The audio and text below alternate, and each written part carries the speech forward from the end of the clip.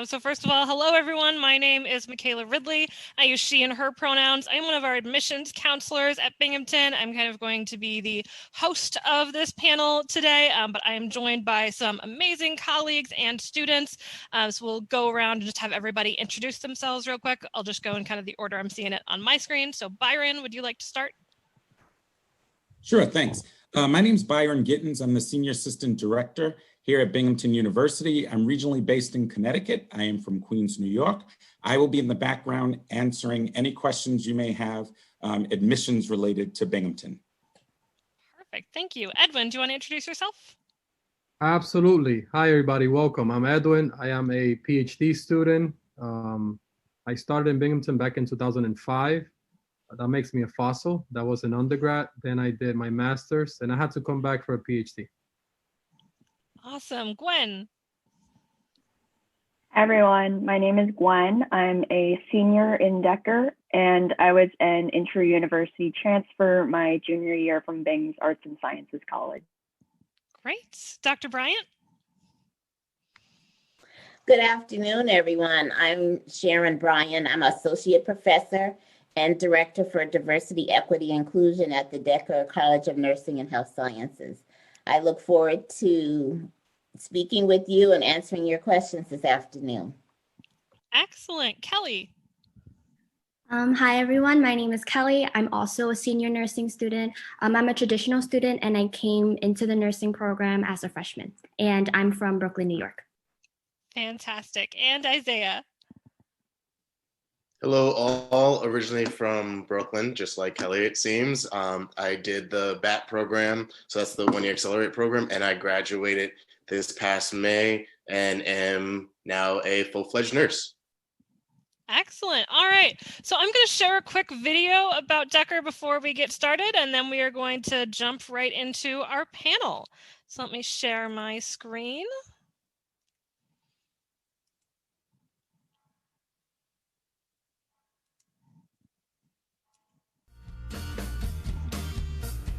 Here at the Innovative Simulation and Practice Center at the Deca School of Nursing, we are dedicated to giving our students the best clinical opportunities possible, and simulation is an important part of that experience. I'm Patty Ruther, and I'm the Director of Simulation Practice here at the ISPC. I'm certified in Simulation Healthcare Education, and our program is accredited by the Society of Simulation and Healthcare in the areas of teaching and education. Deca School of Nursing is the first nursing school in New York State to be awarded that recognition. What that means for our students is that our simulation experiences follow the standards of best practice. I'm lucky to work with a number of dedicated faculty at the graduate and undergraduate level, and I have a great team of simulation experts with many years of experience. Together we work to create activities that foster confidence and competence in our students. Now, simulation can take many forms. In our 10-bed learning lab and our 4-bed practice area, our students have the opportunity to practice assessment techniques and essential nursing skills. We build on these fundamental skills in our 2 hospital-style simulation rooms that house a family of 8 high-fidelity patient simulators, including a birthing simulator. Here, students have the opportunity to care for critically ill patients in a safe environment, and that leads to improved patient care out in the healthcare setting. For our advanced practice students, we have 3 exam rooms where they have the opportunity to interact with standardized patients. There they can hone their physical exam skills, and they can practice difficult conversations. Throughout our simulation and practice spaces, we use state-of-the-art technology and equipment to create realistic healthcare environments to support our student experiences. So whether you are a prospective student comparing colleges or a newly admitted or current student, we are confident you will find the ISPC is well equipped to prepare you for the demands of professional nursing. Okay, so now I will pass the reins over to Dr. Bryant, and she's going to go through a little bit of what our panel is going to look like today. Yes, I just want to share a little bit about my role as the Director of Diversity, Equity, Inclusion at the Deca College of Nursing. My role includes advancing diversity, equity, inclusion in our culture, our environment, our programs, and policies. I work in collaboration with students, faculty, and staff to create a culture of belonging. And as you see from this panel, all of the students will be able to tell you how Deca was able to foster that culture of belonging with all of them. We want to foster an atmosphere where our differences, commonalities come together to create an environment with limitless possibilities. And if you decide to join us at the Deca College of Nursing, I look forward to collaborating with all of you as we strive to achieve the vision of inclusive excellence.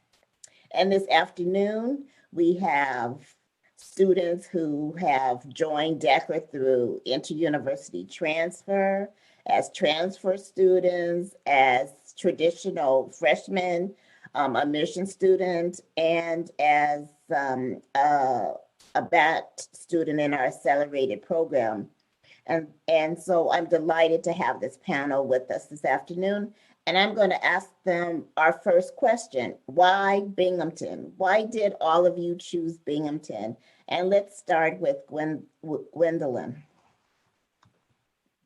Yeah, sure. So I actually initially wanted to do environmental science. I know Bing has a great reputation as a college in general, and I found that they were a strong research university, which is something that I wanted to get more involved in.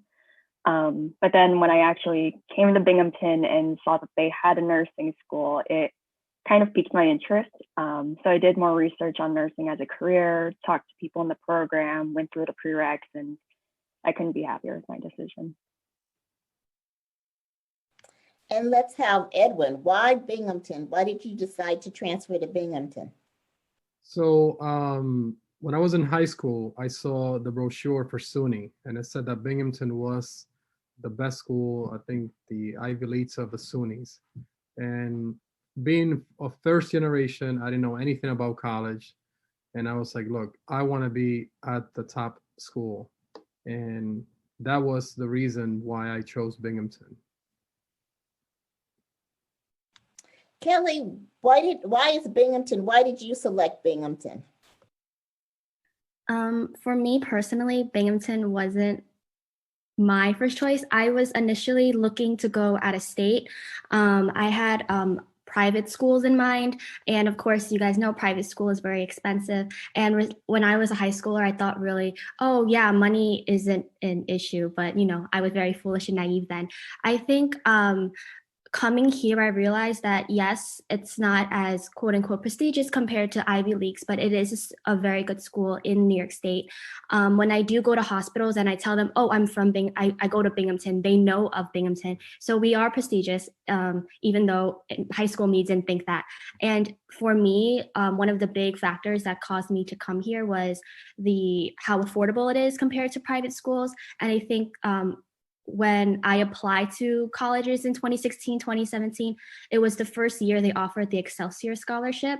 And that really like hit the nail on the head. And I came here after that. And Isaiah's our BAP student. Why did you select Binghamton? So one of the BAT program dynamics is that you already have a bachelor's in another field, which mine happened when I was environmental science for undergrad. So that's what I did. But what made me choose Binghamton is a state school. So Kelly already talked about the finances. That was great. Also, I knew that I wanted to dive right into nursing.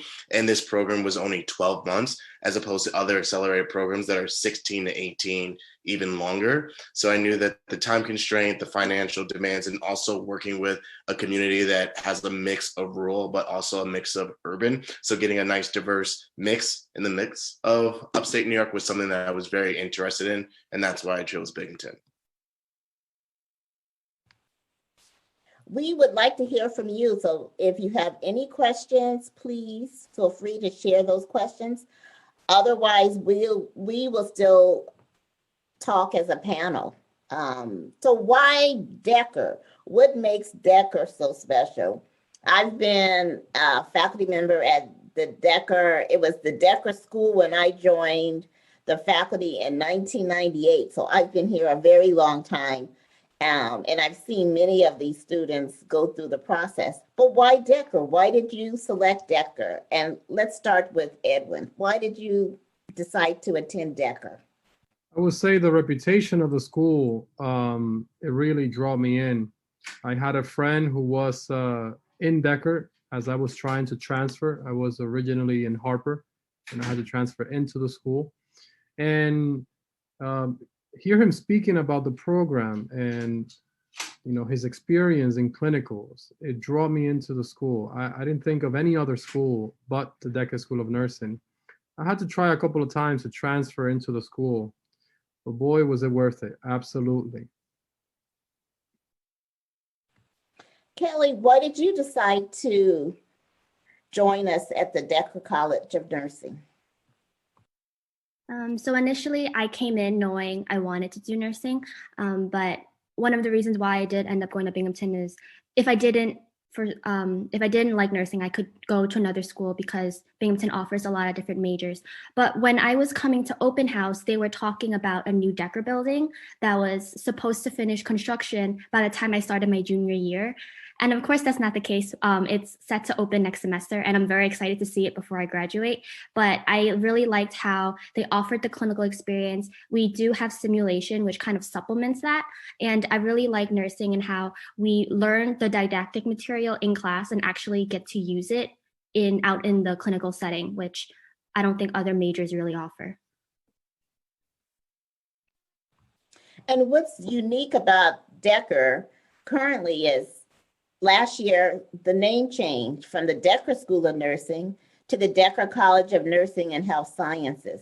And so it is ushering in a very exciting period for the Deca College of Nursing that we are collaborating with those in public health and physical therapy, speech and language pathology, and occupational therapy. It's providing an environment where our students can participate in interprofessional activities, get to learn and interact with these individuals before they begin their practice. Gwendolyn, why did you choose Deca? What makes Deca special for you? Yeah, so like Edwin, I was an intra-university transfer, and during the transfer process, we have the option of looking at other schools. We don't have to stay in Binghamton, but of course, going to Deca, it's already in the university system that you're already in, so it makes things a lot easier in that regard. But Deca is also special to me because of the amount of support you receive during the transfer process. If you don't get into Deca as a freshman, when you come in to another school within the university, I just found it so easy to connect to people in the program and talk to them and get support from peers that I keep in touch with now. And even the faculty within Deca, they also helped me a lot with the transfer process, just going to them and asking questions and just hearing them say, yeah, it's totally possible. Hang in there, you can make it. So I just found the community to be extremely supportive, and that has remained true all the way from my freshman year to now as a senior. So that's what I've really enjoyed the most about Deca. And Isaiah, why Deca? What made Deca special for you? So prior to starting at Deca, what made it special was looking at the NCLEX pass rate, because unlike other majors with nursing, you can't actually work as a nurse until you pass your licensing exam. So it's very important that you go to a school that not only is going to prepare you to do things out in the real world, but also to pass that licensing and board exam. And even right now, I'm in an intensive care unit, and I've been able to quickly adapt to anything that's thrown at me. And I think that that's because of the preparation I had at Deca, and all the people you saw in those videos, all the faculty members, they will go to bat for you, and we'll have conversations, and we'll be there for you, whether Some of my peers went in just to cry, and that's what they need to do on that day. And then some people just, you want to pick the professor's brains and see how they come up with these test questions or how you should be thinking about patient care, because it's ever changing, ever evolving, and understanding policies and the nuances of that. And Deca gave me all those tools. And even before getting in, talking to the faculty members, talking to the admission staff, very helpful, very willing to go the distance and to also let me know about community opportunities that could help me afford my education. So from beginning to end, and even before I started, they were always there and supportive. So I appreciated that.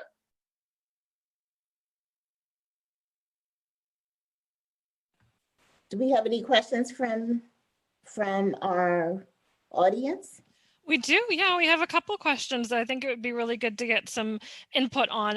What are the dorms like for nursing students? Do nursing students live in different dorms than other students? And in general, just what is housing and life on campus like? So I think probably all four of our student panelists could give a kind of a good perspective on what that's like.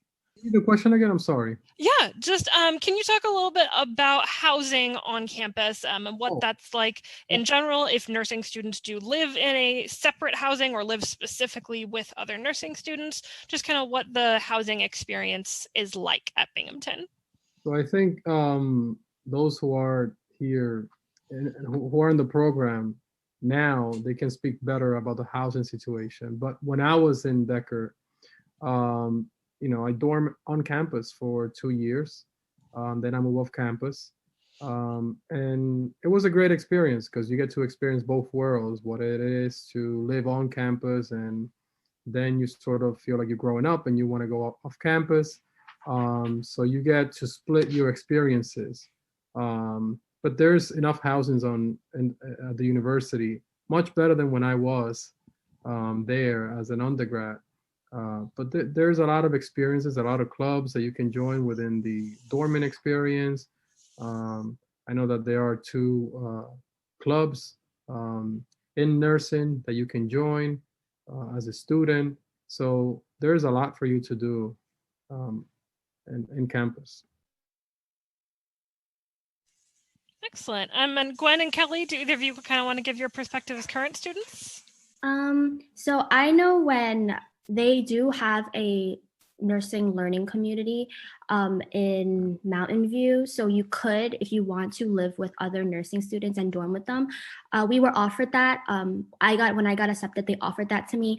And I ended up not doing that because it's up to personal choice. But personally for me, I already had a group of friends I knew beforehand I wanted to live with. And I wanted to live with people from other majors just so I could, I don't know, maybe talk, sometimes talk about things outside of nursing, but it's really up to you. But they do offer a learning community. I do know some classmates who lived in the nursing community the first year.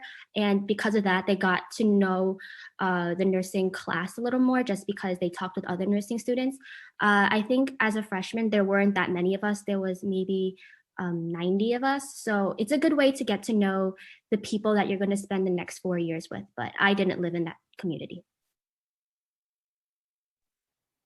Yeah, so I lived in Mountain View my freshman year. I wasn't in the nursing learning community, but I know that's where their learning community resides. I was in a triple, so I lived with 2 other girls in one room, and it was a nice dorm. It was very spacious. It is kind of up on a hill, so there is a little hike, but you get a little exercise in every day, so it's not too bad. But it was generally a pretty good experience. I think the RAs do a really great job of connecting the students together. Like Kelly mentioned, you get to meet students from other majors. And I think as you take classes your first 2 years, freshman, sophomore year, when you take your general education classes and also your nursing prerequisites, you get to meet students both in the nursing program and students from other majors studying other tracks as well. So I think it's a really diverse experience and a really great way to get integrated into the university itself. Great. And we have another question kind of similar to that, talking about the day-to-day life and getting around campus and things like that.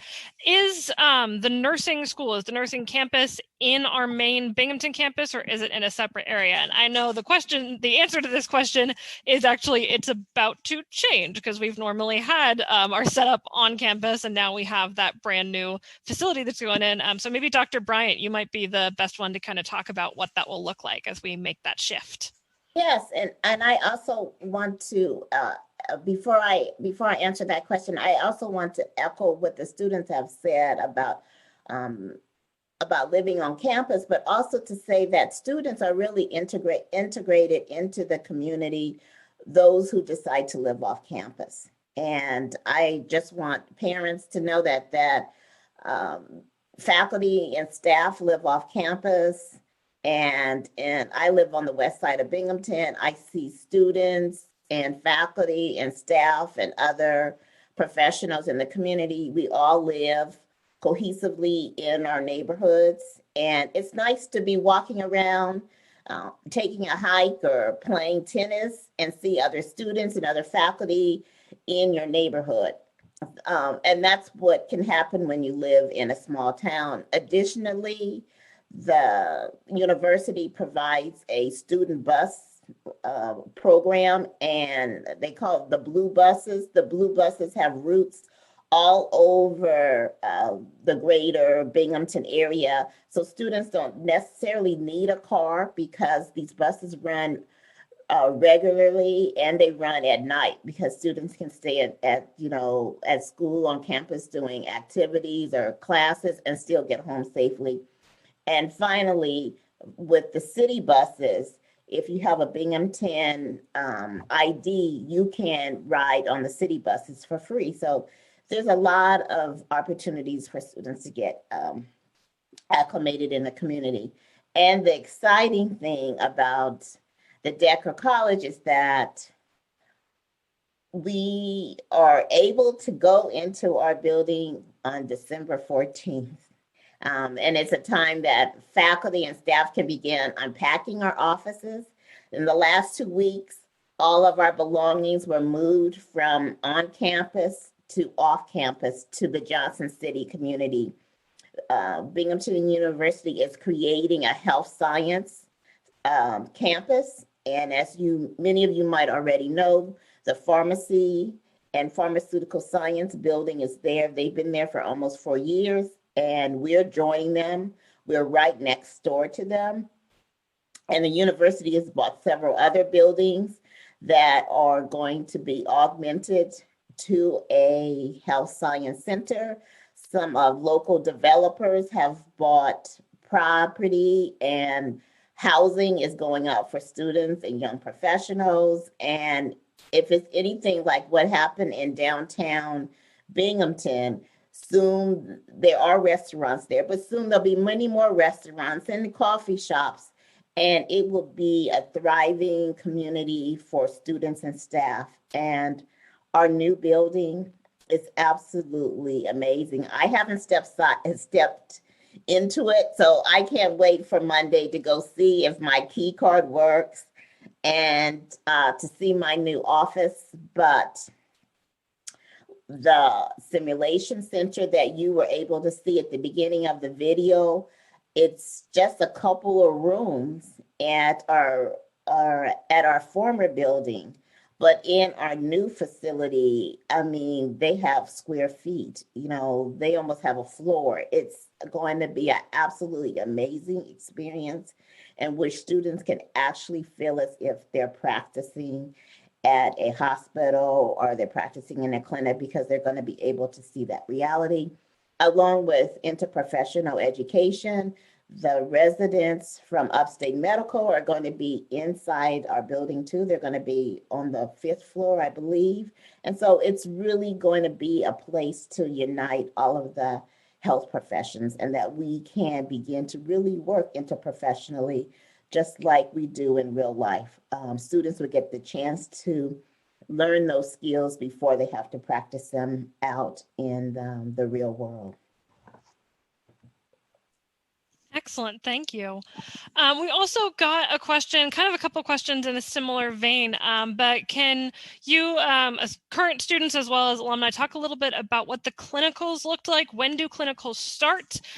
Where do you go for clinicals? You know, are you in the Binghamton area, or do students sometimes have clinicals an hour or so away? Can you just talk a little bit more about what that clinical experience was like for you, or is like for you right now? And I guess it's easier for me to call. So we'll start with Gwen this time. Gwen, Kelly, and then we'll go to Isaiah and Edwin. Yeah, so typically clinicals start your junior year in the fall semester. You start off in the nursing home for about 4 weeks. You're there with a group of about 10 students and your clinical instructor. You practice doing your assessments, taking care of the residents there. And then the spring semester, that's when you start your medical surgical rotation. So you'll be on the floor in the hospital, working with patients there and the nurses there, and practicing just kind of in a new setting. We have clinicals twice a week, and they're mostly in the hospitals in the local area, so Lourdes and UHS. But we also have experiences where we go to hospitals in Syracuse or in Ithaca for our psychiatric rotation or pediatrics rotation. Yeah, just going off of that, I was actually looking at some of the questions, but a lot of concerns that people have is getting to the clinical sites if they don't have a car. But I've never had an issue because we're put into groups of 10, and other classmates were really supportive of one another. And if we need a ride, people who have cars are willing to carpool. So that's really not an issue. The blue buses don't run at clinical times because we usually get there at like 6 a.m., 7 a.m. So the buses don't run that early in the morning. But yeah, most of our sites are local. We do have a couple, I think, in Pennsylvania as well, but it's like an hour drive, but it's not an issue in terms of getting a ride and getting there. But yeah, so during our junior year, fall semester, in the very beginning, before we go to the nursing home, we have a couple weeks in the lab, and we start learning about how to take assessments, how to transfer, how to do bed baths.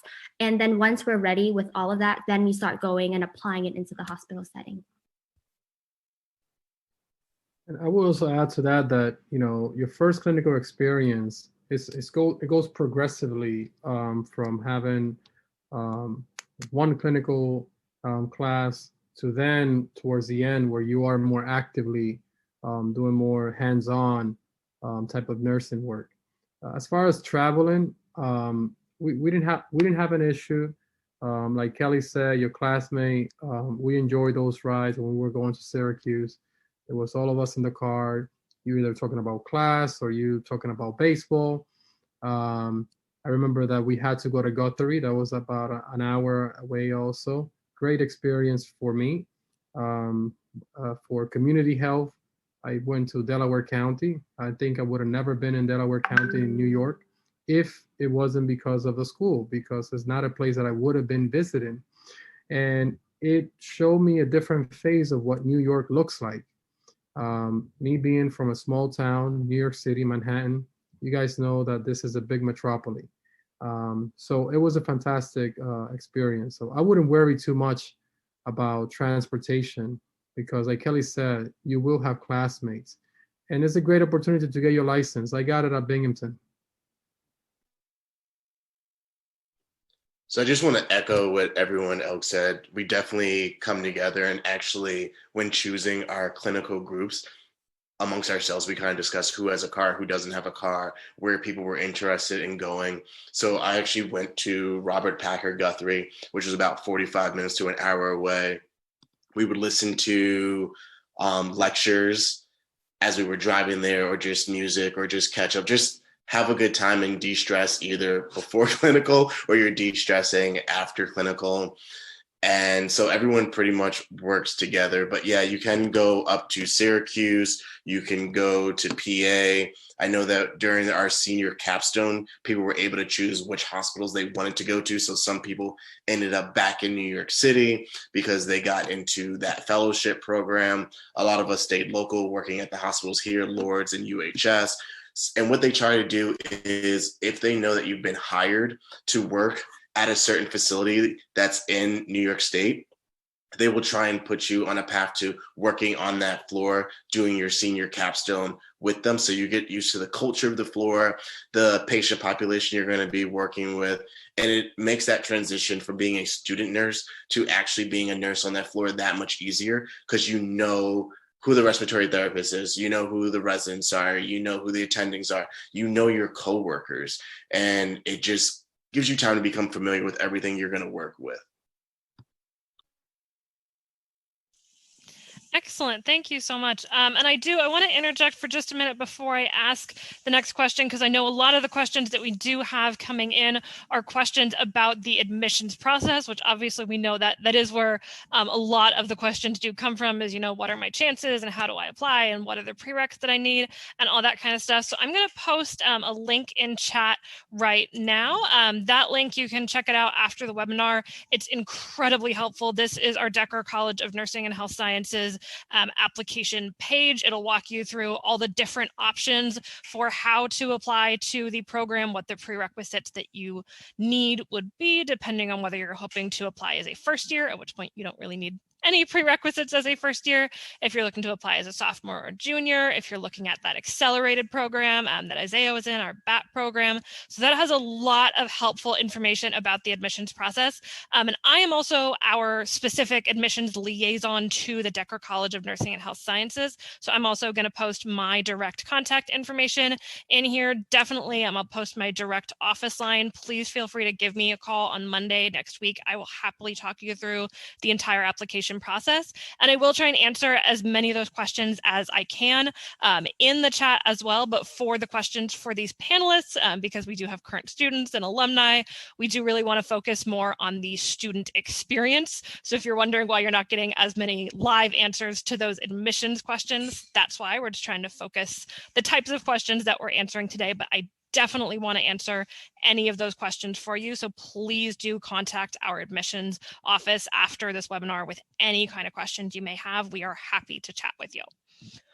Okay, now let's go to our next question for the panelists. I think this is a really good one. Can you all talk a little bit about time management within the program? Obviously, the nursing program is an incredibly rigorous curriculum. Can you talk about how you manage all of your assignments and all of your clinicals? And, do you have time outside of class? Do you still have time to get involved with like campus activities and things like that?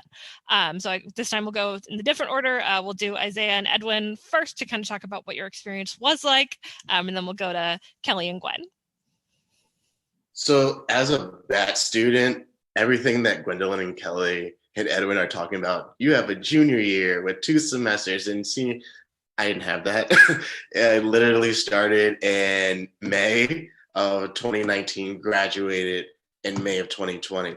So when we talk about 4 weeks in the sim lab, and then we immediately go into the nursing home for the second half of the summer, and then it just revs up where they said maybe you have clinical once or twice a week. We have 4 days of clinical, and we're also taking classes on top of that. So we're going to Guthrie, 45 minutes away. Clinical started for us at 6. So I was up at 4. We left by 5. We were there by 5:45, 5:55. You have clinical until 2. And then we would grab food and then drive back to campus to take an exam or to have a lecture and then have another lecture.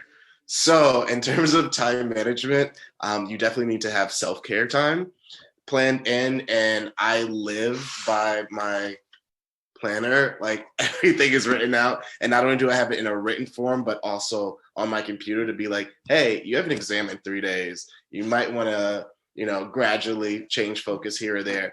Oh, you have an essay. So you have to know yourself. If you're a person who is a procrastinator and can get everything done last minute, If that's how you operate, that's how you operate. If you're a person that takes little chunks out and does things as things go by, do that. But you have to stay true to what works for you and know that not all your classmates are going to be on the same wavelength as you when it comes to how you prepare and how your time management works.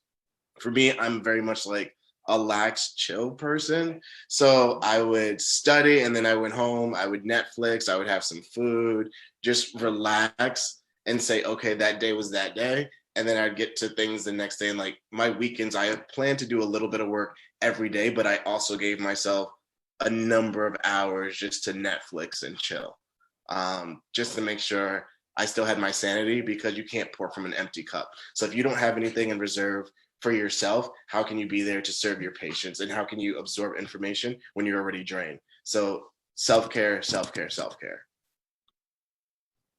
I will echo that, and I will also say that I can tell you from when I started as an undergrad at Binghamton now to being a PhD, it's a never-ending goal in which you continue trying to find out what's the best way to manage your time. But as the time goes by, you get better at it. You understand what are your weaknesses. For me, it was writing, right? So if I had to write an essay, I made sure that I did the essay a couple of weeks before it was due to take it to the writing center and make sure I have a paper that was an A by the time I was done. So I think this is a very personal question, but do not, feel like you're alone. Reach out to the faculty. I did all the time. If I felt like I needed some guidance on how to approach, whether it was an exam, whether it was a paper that I was writing, whether it was issues with my clinicals and trying to figure out how to best attack whatever task was ahead of me. So do not feel like you're alone, because you have the faculty who is there for you, and you have the university that has a lot of resources. And talk to your peers. But like Isaiah said, everybody's on a different wavelength. Some folks are very good with writing. They'll write a paper the night before. If you're not a type of person, then you can, do it like me a couple of days before it was due. Yeah, so Edwin and Isaiah brought up a lot of really great points. I feel like as you move through college, you learn what kind of works for you, what times of day you work the best in. Personally, I work the best during the morning. So around midterm week, finals week, I get up really early and do my studying then. Definitely finding ways to help organize yourself.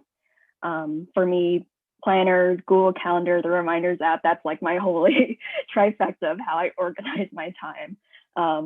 And just taking time at the beginning of every semester to maybe just plan out your semester, when your exams are, when your assignments are due, things like that. But you definitely find things that work for you best. And for nursing school specifically, I found it really helpful to talk to people and look online, like how are other people studying? What can I try out, and what are the things that I like doing to help me study, and how can I make this more fun and manageable for myself? So definitely talk to people, reach out. There's a lot of support here, whether it's tutoring, your professors, your peers, you're all in this together, and we're all here to support each other because nursing school is very tough. I will answer this as like a traditional student, but yeah, spend the first 2 years before you actually take your nursing courses to try to see what works best for you.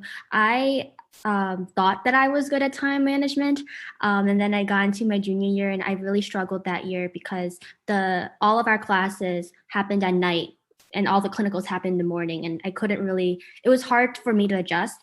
And I think something I've learned, especially last year, is don't be too hard on yourself. I tend to not study in groups. I always studied alone in high school and in like the first 2 years of college. And I had a hard time asking for help, but there is a lot of support and a lot of resources out there. So you're really never alone. All the students are on the same boat as you. It is a very, very rigorous major. And I think being a part of it, even though you feel like you're struggling, the fact that you're a nursing student, you should be proud of that. But yeah, I rely on Google Calendar a lot. Things are always changing. They're always changing the due dates. We're always moving things around. So definitely have something tangible for you to look at so you can see when things are due and plan ahead of time. One of the things that I like about seeing how, since I've been in the nursing school, is that how students really get to know themselves. There's like a self-assessment, so that students are not just relying on faculty to assess them, they are also assessing themselves.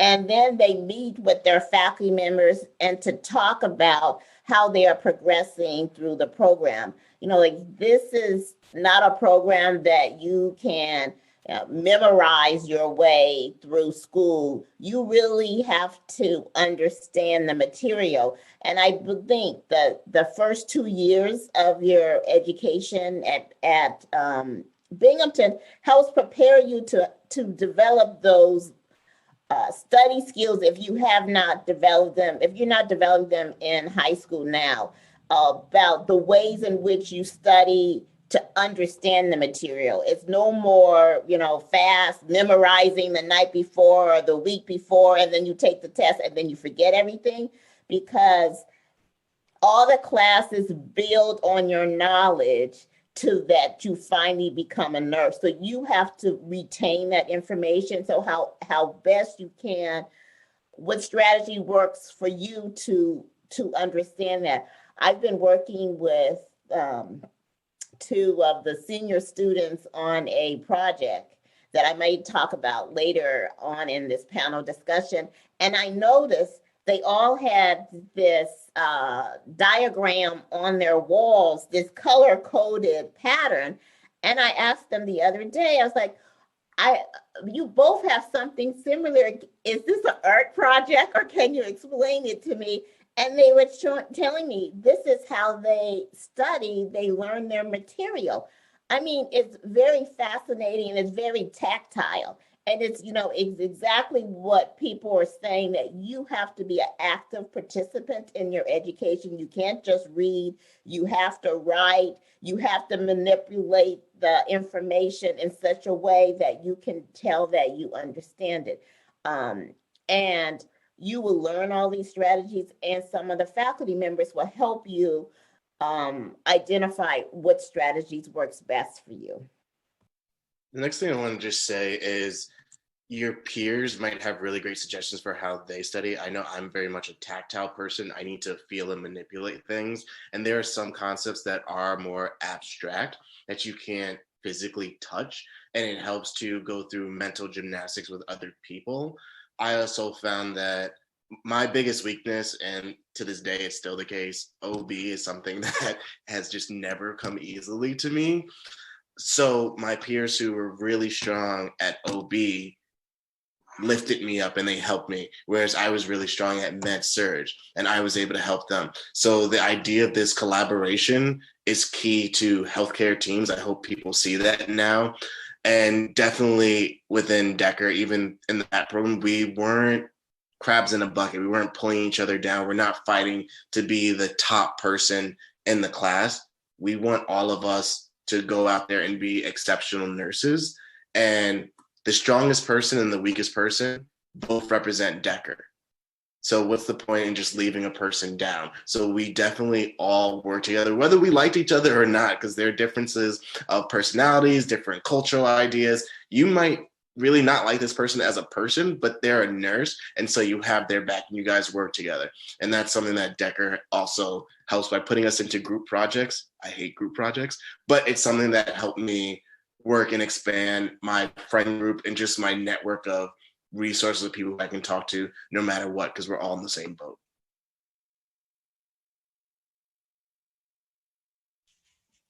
Excellent. Thank you so much for all those in-depth answers.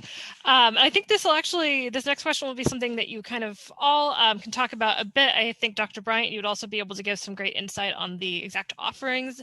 What are some of the support systems that are available to you as Decker students and as Binghamton students Binghamton students in general? What are some of the support systems that are available to you? Not only academic support systems, but I know many of you have kind of touched on that self-care element and your emotional well-being. What are those support systems that kind of help keep you sane on campus as well and help you emotionally manage the Decker curriculum? So I think that there are so many different groups and resources that the university has. But for me personally, I was part of the Educational Opportunity Program at Binghamton, and they offer tutoring. I was also part of C-STEP with Dr. Bryan. There was tutoring there taking place also, and to have that camaraderie again with nurses, I was part of Mary Mahoney. This is a group of nurses. They're very active. It was a nice social club that we have going on with a vision to empowering all of us and to bring something to the university and to the community.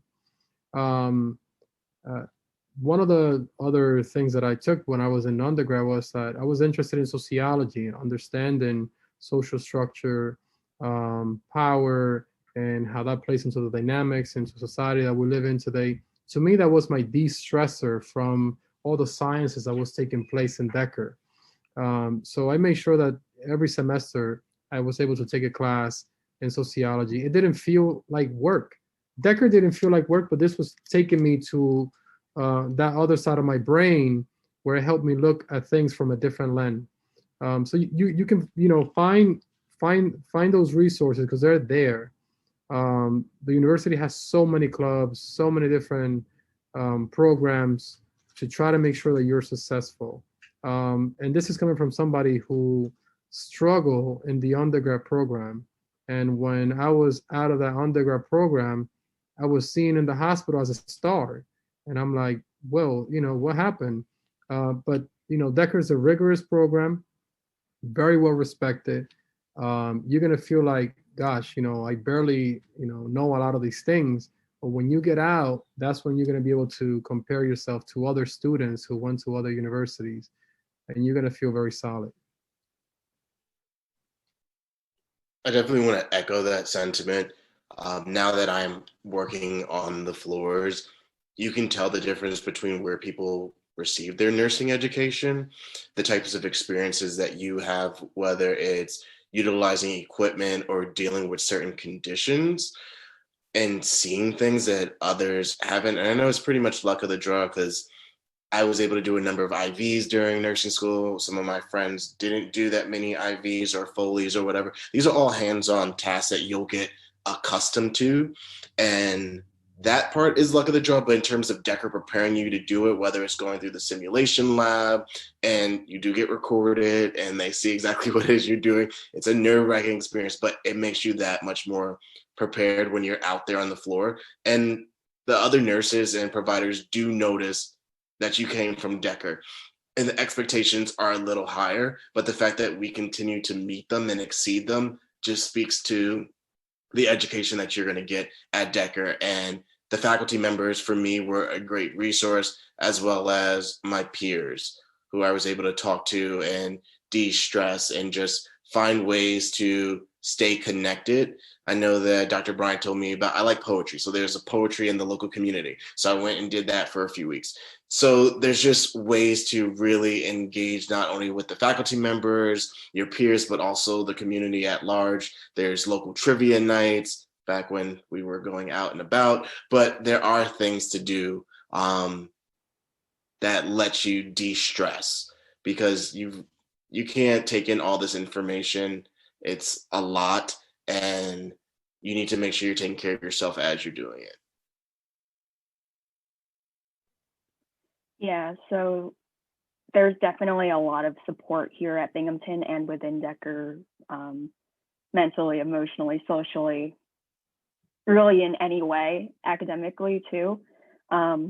My experience, my first 2 years, I relied a lot on University Tutoring Services, UTS, to help me with my prereqs. Even if I felt like I had a good understanding of the material in the class, I would still go to UTS every single week because I felt like it's almost that tutoring is also another way of studying. So I found that really helpful for me academically.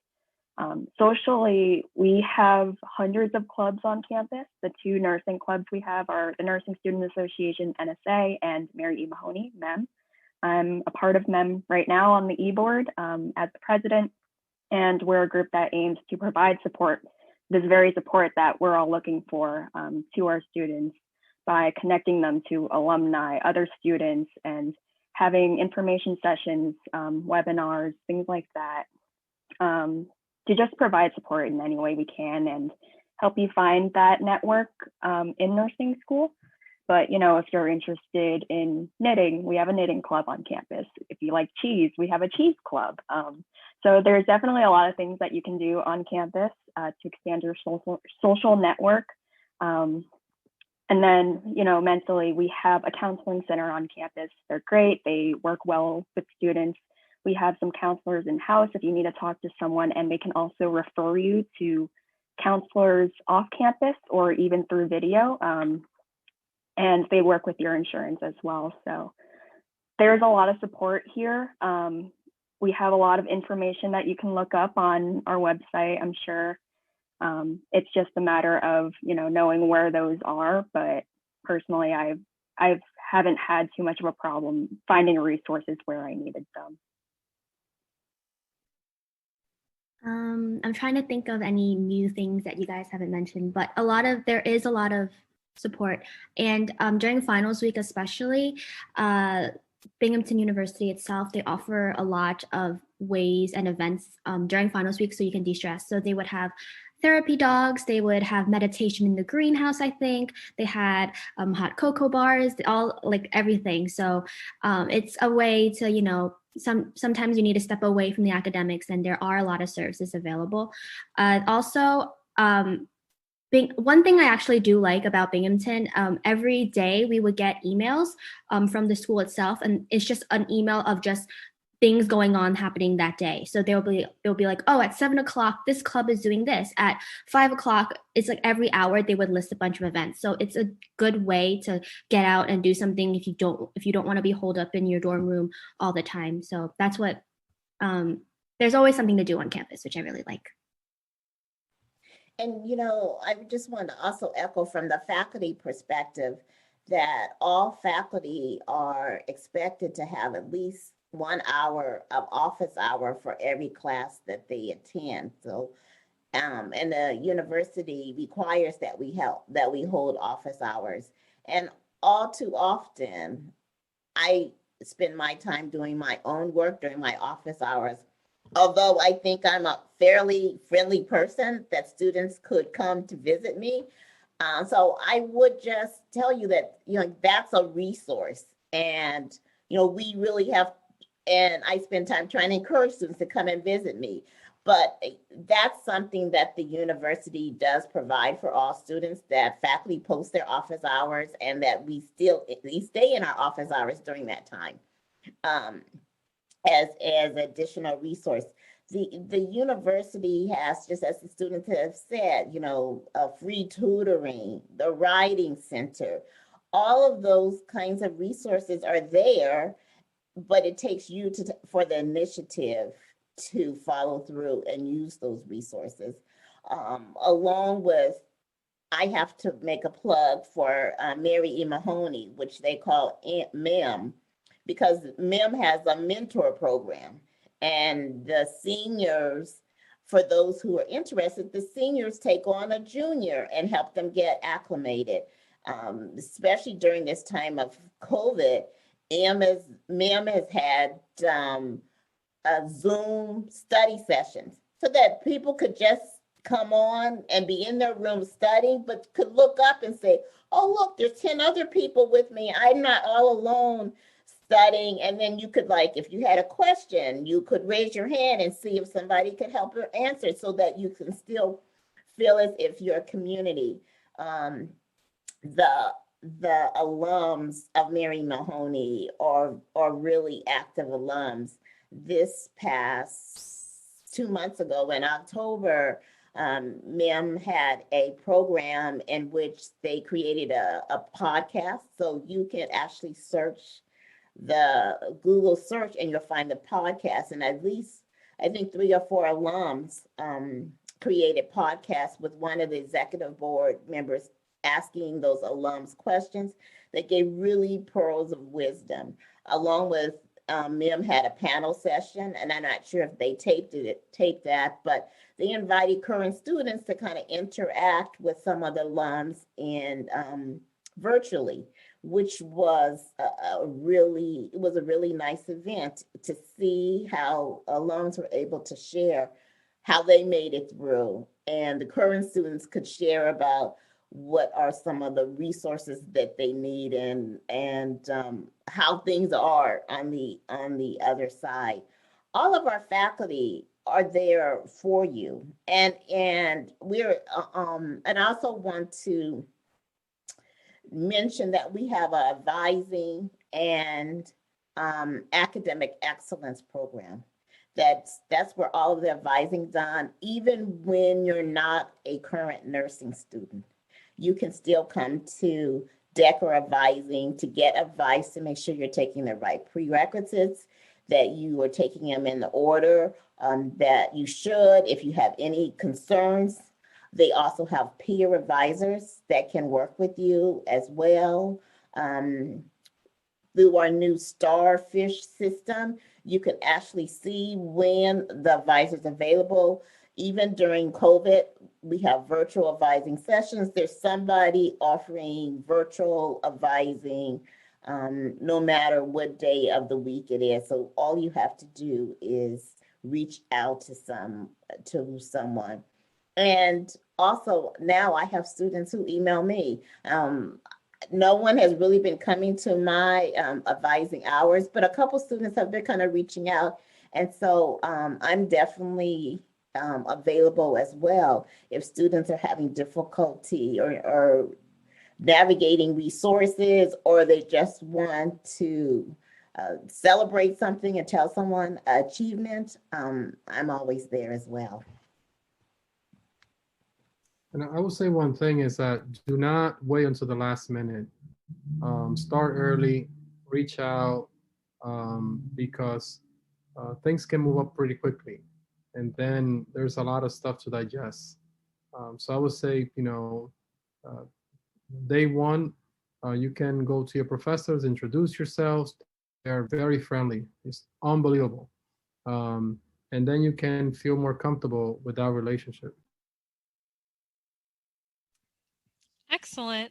And before I go on to the next question, I want to do kind of another interjection because we did get kind of a common theme of questions specifically related to admissions. A big question that we kept on seeing was how competitive is it to get into the nursing program? How big are the graduating classes? So just general information about that. Obviously, our nursing program is one of our most competitive programs on campus. We don't deny that. It is definitely a highly, highly selective program, but that does not, we don't want that to scare you from applying. We obviously do holistic review for nursing students, just like we do for every other program on campus. There are a lot of different factors that go into those decisions. So if you know that nursing is what you want, we absolutely encourage you to apply directly to the nursing program. I know some students instinctively are like, oh, I'll apply to Binghamton, I'll apply to kind of the Harper College, and I'll transfer in later. That is possible, but it's not a guarantee. We don't want you to get stuck in a program you don't want. If you know that nursing is what you want, we absolutely encourage you to apply directly to that program.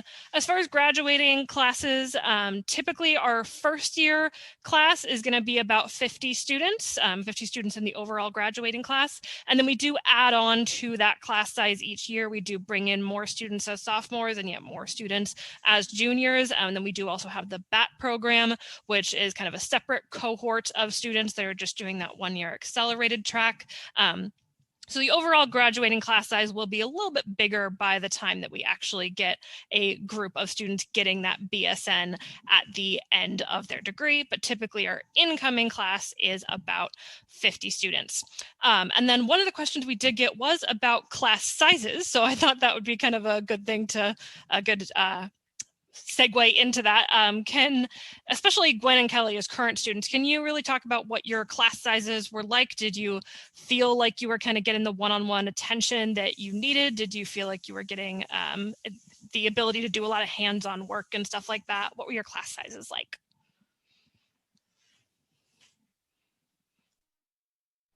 Yeah, so I thought, You can go first. sorry. Okay. So I thought the class sizes were pretty good. Decker itself is a pretty small community in comparison to the rest of the university. You definitely get to know your cohort pretty well. I think our class right now has about 110 students. So really not a lot of people. I don't know how that's going to change as we move into the new building. Maybe there will be more, but it's been pretty good. I think usually, like we said before, we have about 10 people in our clinical group and a professor. But with COVID, those groups have become smaller. You do still have around 10 to 15 people in your group, but when we go into the actual clinical site and into our labs, it's broken down now into 5 people. And when we had in-person clinicals, I found that having 5 people to 1 professor, you get a lot more opportunities that your professor can introduce you to, since it's not 10 people to 1 professor anymore. So your professors do try really hard to get you those opportunities when you are on the floor. And I've always really liked that smaller community, the tight knitness, and getting to know who you are with really well. So I've definitely enjoyed that aspect of Decker a lot. Yeah, so when we actually do like lectures, all 100 of us would be in one room in like a lecture hall, and we'll just get like teaching from there. But on the actual hands-on part, we will actually be broken into a lot of different sections, so you can definitely talk with the professors if you want to. And I find that most of our classes are taught by the same couple professors. So for our med-surg, when we learned like the lecture material from MedSurg, one of the professors, Allison, she taught that class, but she also taught pharm. So even if you want to get to know her, if you didn't get to talk to her when you were in the MedSurg class with her, you can still talk with her in pharm. So we've gotten pretty close with a lot of our professors because we've seen them in multiple classes, which is nice. And yeah, like the clinical part, I really like how we get to know our professors on a name-on-name basis. They get to know our names, and I've grown attached to some professors over the past couple of years. Yeah, one thing that's kind of unique about the Deca College of Nursing is that we have several different types of faculty that work and teach at Deca. So we have faculty who are like me, who teach and conduct research and do service and have our practice. Most faculty practice at least once a week. And then we bring on other faculty that are called clinical faculty, who are nurses in the community that come and they teach from their particular expertise, so that our students are seeing nurses who are actually in the community, and then when often, if they decide to stay in the greater Binghamton area, many of the faculty who were their professors, they may be on the floor working with them as colleagues.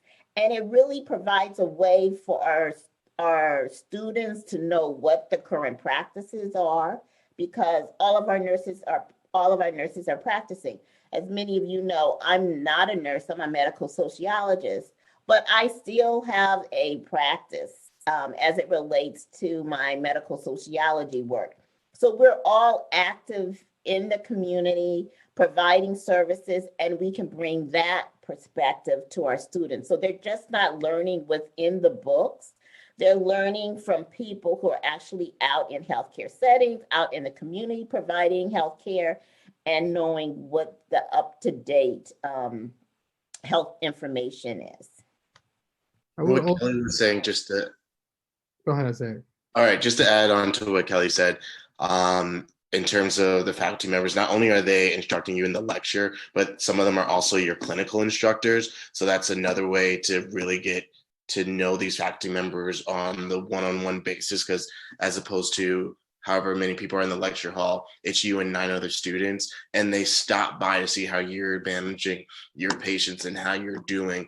And there's a debrief at the end of clinical, and they talk a review during the morning time as well. So there are a number of ways to really get to know the faculty members as you're going through your process. And Alison Dora is amazing. So if you do join us, please get to know her. She's like the best. I would say that the rigor of the program is going to help you a lot. You guys are paying for your education, and you want to make sure that you get the best education. You don't go into a restaurant and says, you know, hey, let me get the worst chicken you have. You want to get the best chicken, right? You're going to get here the best education that you can get when it comes to nursing. To give you guys a perspective, in my clinical cohort is 10, like Isaiah was saying, is 10 usually the folks are together. All of us have gone above and beyond. At the minimum, we have a master's in nursing. Some of them are CRNA, some of them are community health nurse practitioner like myself. I'm pursuing a PhD. So that rigor is going to help you have a very strong foundation. When you build in a house, you don't want to start flimsy, because if you keep, building on, it's going to fall pretty quickly. So do not be scared because of that, because that's what's going to make you a very strong nurse moving forward. Excellent. And we do have 2 questions here, both specifically for Isaiah regarding the BAT program.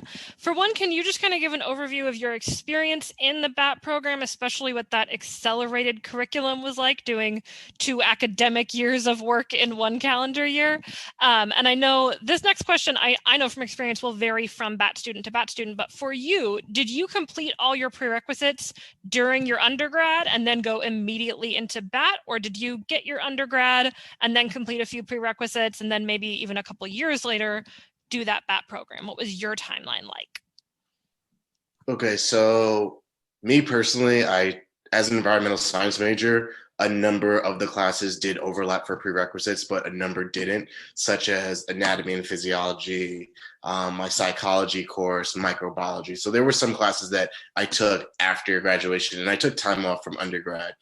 There are peers, a good number of my cohort were actually had just graduated from BU and decided they wanted to go into nursing and went straight from graduating and then 2 weeks later started up the BAT program. So you'll get a mix of people that come from a variety of backgrounds. And what I liked about that is we had yoga instructors, we had people who did admissions, we had accountants, we had people from all over bringing in their own perspective of how to interact and work with people. We even had theater people and dancers in our cohort. So in terms of their way of engaging and interacting with patients, I learned a lot from them on how to be more social and not be so bookish, because you don't want to go into a patient's room and say, you have da, da, da, da, da, and just speak in medical jargon, because they'll look at you like you have 6 heads. So being able to bring it back, and that's something that I definitely learned from my peers. So that's kind of how I did it. But in terms of the BAT program, all I can say is strap yourself in, because it's a wild, fast ride. The summer, they gradually get you accustomed to the speed of the program. So you'll start with you'll start simulations, and then you start off doing 1 clinical day, and then you'll add a second clinical day the second half of the summer. The fall semester, I don't know what else to say besides where it's rough. That's with the 4 clinicals a day plus class and everything else that you're taking. But the faculty members know that it's demanding, and they will work with you. They will talk to you. They'll find ways to make it more manageable and make the information more digestible, if that makes sense. And then you'll move into your community health, which normally that's a December semester. I'm not sure. For us, it wasn't. We got December off, but we paid for it when we came back because we had all those classes plus our community health. And that's when the BAT students finally match up with traditional students. And so we're all together at that point for our second semester, for our last semester, because we do our junior year. We finish our junior year halfway through the fall semester, and then things get easier from that point on. You're all in it together. You can commiserate, you can celebrate. Every step forward is a victory because, you know, every step forward leads you to bigger opportunities. And that's kind of how the BAT program works. And as Kelly and Gwendolyn said, everything builds upon each other. So that's very helpful. So when you go from one class to another class to another class, it's not cram and dump. You don't want to do that. As Dr. Bryan said too, because how are you going to pass the NCLEX? How are you going to provide adequate patient care if it's in one ear and out the other? So you need to make sure you're retaining this information. And because they put so much pressure on us, it turns you into a diamond. So like what Edwin was saying, as soon as you get out there, people are like, you know what you're talking about. And not to pat ourselves on the back, but we kind of do. It's what happens being a Deca grad. So it's a great opportunity. It's a great program. Anyone who does the BAT program, Michaela, please give them my contact information. I'm willing to talk to you more about how it works because there were BAT students that helped me get through the program, and I definitely want to pay it forward. That's kind of how it's been in my experience with the other nursing students at Deca. That's great. And yeah, that has definitely been my experience with Deca students and with Binghamton students in general. There's very much this camaraderie, like students, everybody wants to help everybody else. Everybody wants to pay it forward because that's what happened to them. I mean, I think that's fantastic. And thank you so much for kind of going over what that BAT program looks like. Cause yeah, it is a wild ride, as you said. We did also get a question I think it'd be helpful to touch on. Gwen and Kelly, this will really be specific to you two since you're really experiencing this at the student level. How has COVID affected clinicals and really just your nursing training in general? Obviously, that's looked a little bit different this year. How different? What does it look like to be in a COVID world doing that final training? So I thought Deca was really unique in that even though we do still follow all the guidelines, wearing a mask, we have to wear goggles when we're in the hospital setting and even when we're in our labs. But there were periods during the semester when all classes had to go online because we reached a certain threshold for a positive test. But while the university was online, Deca still had in-person labs where we could come in, you know, as long as no one was showing symptoms. You have to fill out like a questionnaire before you come in. But that was what was really unique about Deca, even though, because I feel like with nursing, it's so hard to recreate that experience online. Nothing will ever replace the experience you get during clinical and in the hospital. So at the beginning of the semester, we were at our clinical sites. We were in the hospitals, but then the hospitals said, it's getting a little crazy here. We don't want students coming in right now. So even though the hospitals did not let students in because of the situation, we still had our in-person labs, which were a lot more concentrated, I felt like, and we got a lot of really good feedback from our peers and our professors on how we were doing in our simulations. We were able to watch other students through a webcam. Deca also did a really great job with supplementing our experience by giving us these kind of like these goodie tote bags with a bunch of syringes, needles, IV lines, so we could practice, you know, doing medication administration at home and with our professors over Zoom. So it was definite. So, you know, I feel like given the circumstances, it was still very, very comprehensive. I could tell that there was a lot of planning that went into doing all this over the summer, and it never, to me, it never really felt like things were very lost. You know, when the students wanted answers, you know, what's going to happen if this happens, the faculty kind of gave us those answers. So I thought it was pretty good in that regard. As far as classes go, all of our lectures are asynchronous. So the professors kind of record the lectures and we watch them and take notes on our own time. It does get a little difficult if you kind of let yourself go and just let all those lectures pile up. But my biggest tip for that is to either do the lecture during the time when the class is supposed to be scheduled or do it earlier. Do not let yourself do it later, because that is a slippery slope to just letting things build up, and that just kind of adds to all the other stress you have going on as a nursing student. But yes, that was my experience with it. So prior to COVID, Gwen already mentioned this earlier, but we would have clinical twice a week. But because of COVID, we go to clinical, if we're lucky, every other week or every 2 weeks. And I feel like even before COVID, a lot of students had this kind of like imposter syndrome, and they felt like they don't know what they're doing. And this kind of made it worse because we go to clinical maybe like twice or once a month. But I appreciate even though we can't really do anything about it, but I appreciate the staff trying to make the most out of the experience. So we do have simulation maybe once, twice a week. We would go to practice on mannequins. They gave us those tote bags like Gwen mentioned. So I feel like it's when Gwen and I graduate, we're gonna feel a little nervous, and we may feel like we're not ready, but I think Deca is really trying their best to make the most out of everything. And I try to remind myself that every other nursing school is probably going through the same experience. So we're not alone in that regard. Fantastic. And this next question is also kind of specific to the two of you. It was actually asked directly to the two of you. What type of nursing field are you two hoping to go into after graduation, and what makes you lean towards that field? And again, I see the look on Kelly. If your answer is I don't know yet, that's also fine. I know when I was in college, when I was like getting close to graduation and people are like, what are you going to do? I'm like, I don't know yet. So that's okay. But if you do know, what are you kind of looking at? So I've definitely been keeping an open mind. I will preface this by saying that I think Deca does a really great job at exposing you to different specialties. We have obstetrics if you're interested in women's health, psychiatry if you want to be a mental health nurse, medical surgical if you just want to get out there and get experience. So during my clinical experiences, I really enjoyed the med-surg rotation. I like that fast pace. I like being kept on my toes. And then I was able to get an externship this past summer at Sloan Kettering.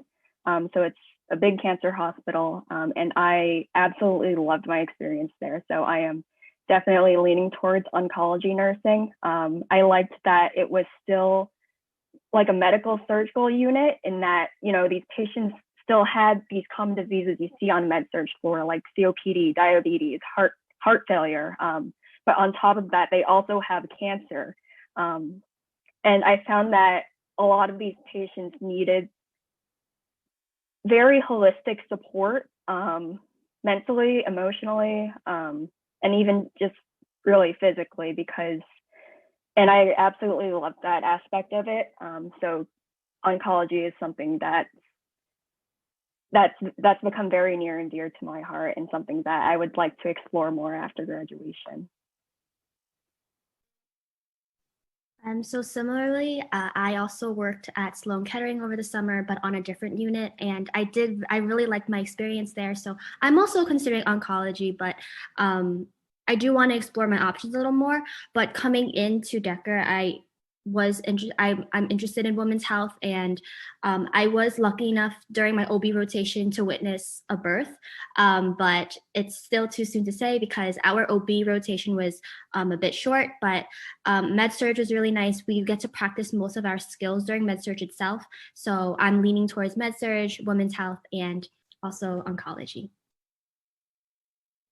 And I would say that nursing, you have the opportunity to explore different options. If for whatever, when I started, I wanted to be in pediatrics. Things have changed since then.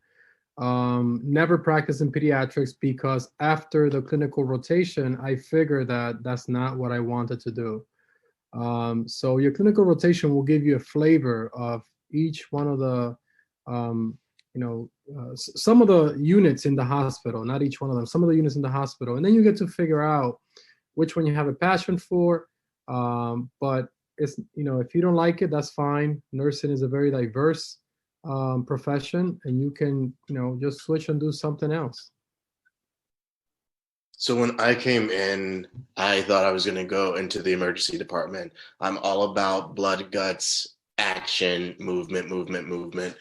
And then I got to see and be around the chaos, and I said, absolutely not. And luckily for me, one of my clinical instructors was an intensive care nurse. And she said, I think you might like the ICU if you want to see blood and guts, but I'm very type A and have control issues. And being in the ICU, I have all the control over my patients. And I like that very much.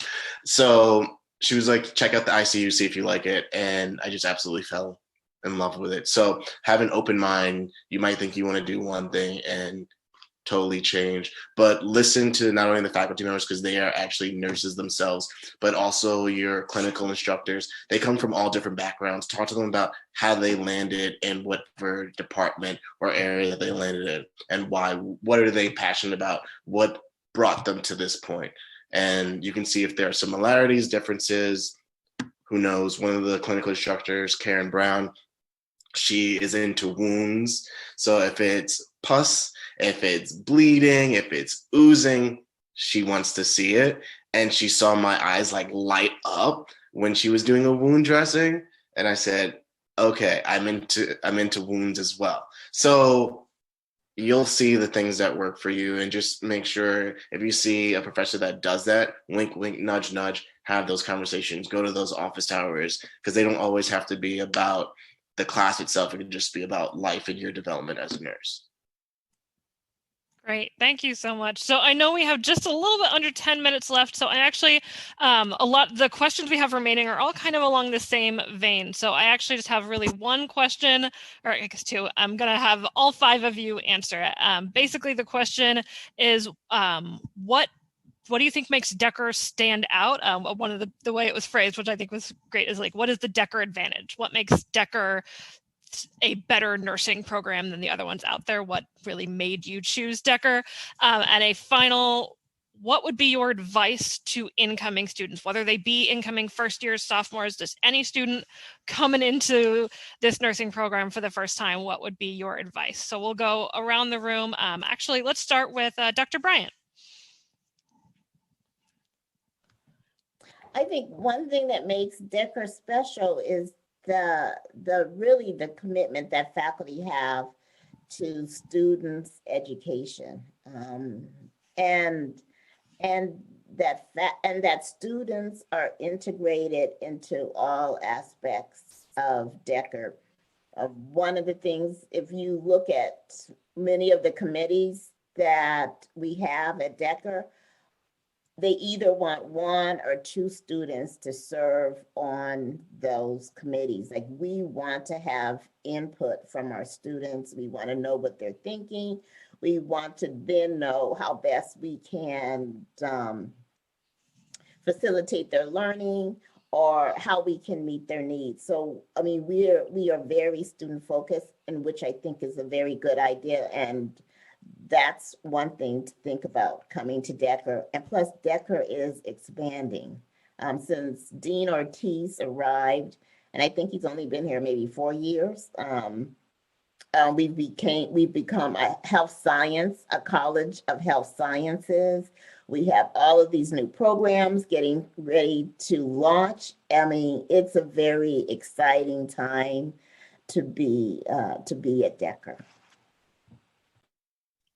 Fantastic. Edwin, what about you? What makes Decker stand out, and what would your advice be to incoming students? So I'm a little biased because I had so much fun that I had to come back a third time.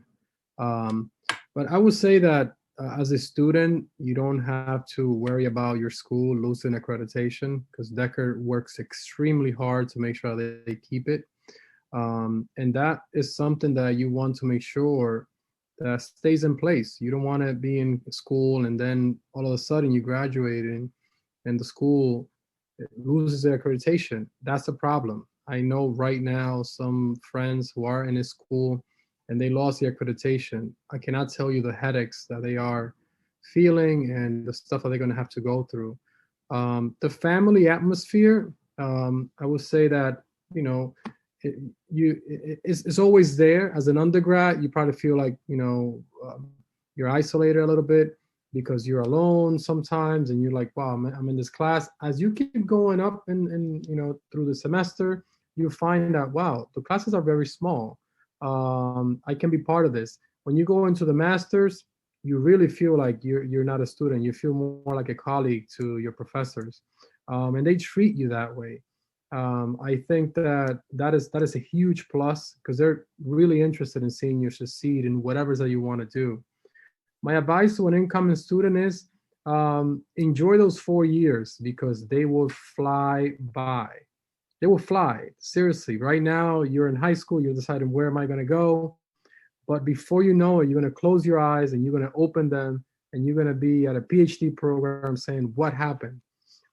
That's how I feel.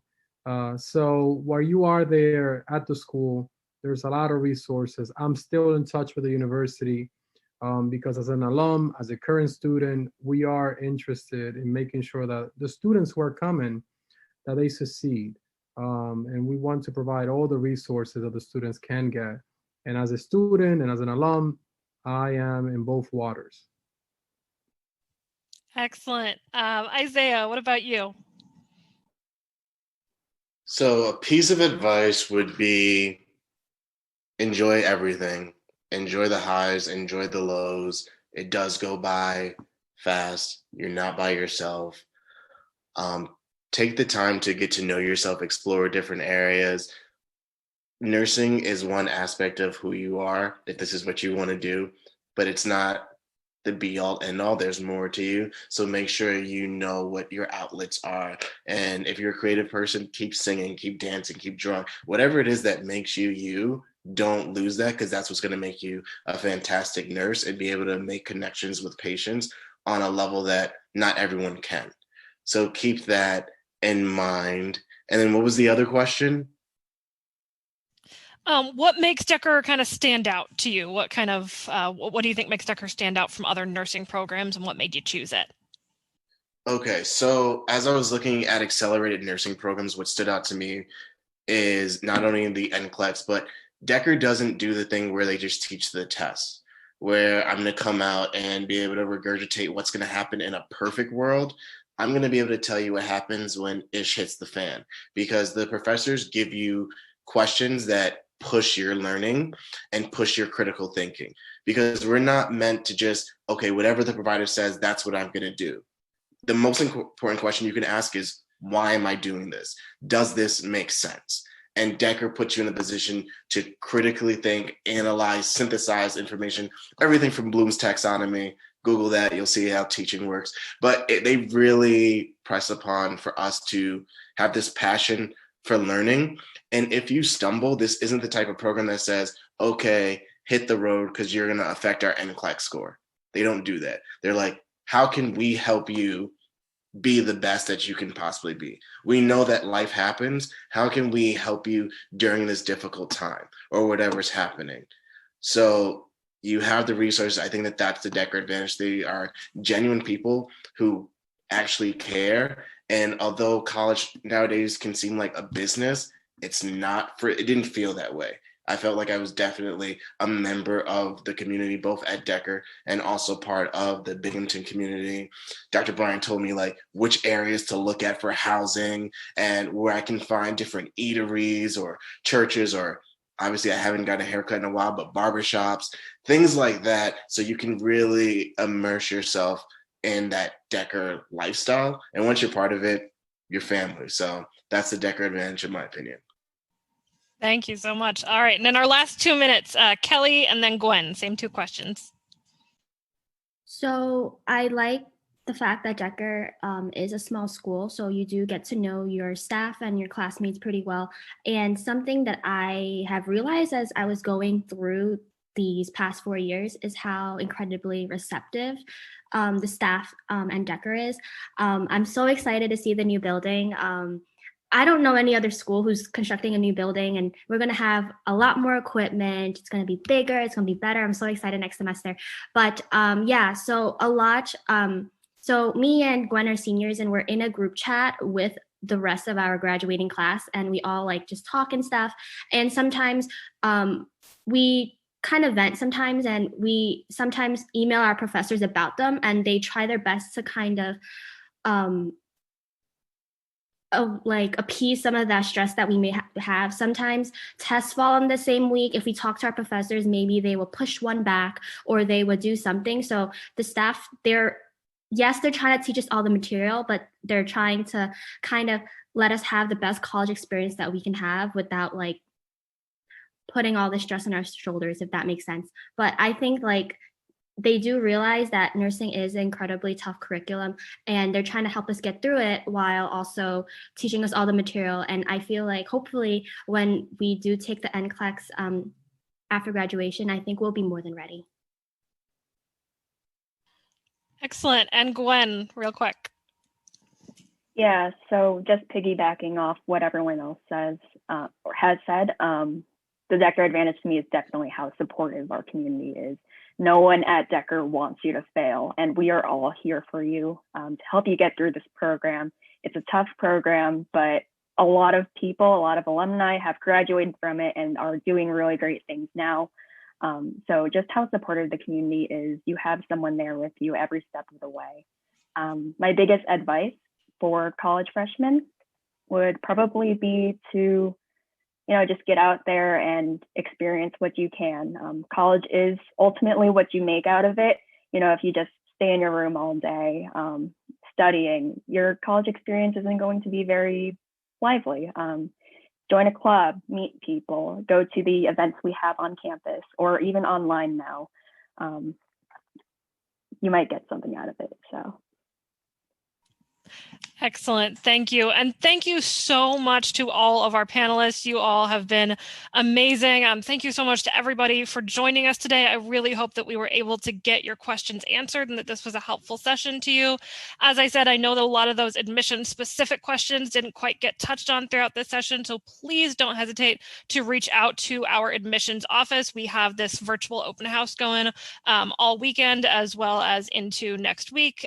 Feel free to email us, live chat with us, give us a call, whatever works for you. We are happy to answer all of those admissions questions. And thank you again to our wonderful panelists for answering all of those Decker questions. Have a wonderful rest of your weekend, everybody. We hope that you stay safe and well and have a happy holidays.